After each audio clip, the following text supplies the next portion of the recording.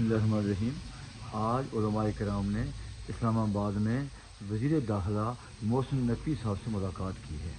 اس بات پر اتفاق کیا گیا ہے کہ آئندہ علماء کرام کا حکومت سے رابطہ رہے گا اور جو بھی معاملات ہیں مل بیٹھ کے حل کیے جائیں گے۔ اور محسن نقوی صاحب نے یہ بھی کہا ہے کہ مساجد اور مدارس کے معاملے میں حکومت کو مداخلت نہیں کرے گی۔ دیکھا، میں نے پہلے کہا تھا، اگر علماء کرام سارے مل جائیں، ایک کمیٹی بنائیں، کوئی معاملہ ہو، کوئی ایشو ہو، حکومت کو وہ معاملات رکھیں، ایشو رکھیں، تو حکومت وہ معاملات انشاءاللہ حل کرے گی۔ تو مل بیٹھ کے جو معاملات حل ہوتے ہیں وہ اس طرح جھگڑوں سے، دھینگا مشتی سے وہ نہیں ہوتے۔ تو ہماری حکومت وہ ایسی بھی نہیں ہے کہ وہ ہماری بات نہیں سنے گی۔ علماء کرام آپس میں اتفاق پیدا کریں اور اپنے مسائل حکومت کے سامنے رکھیں۔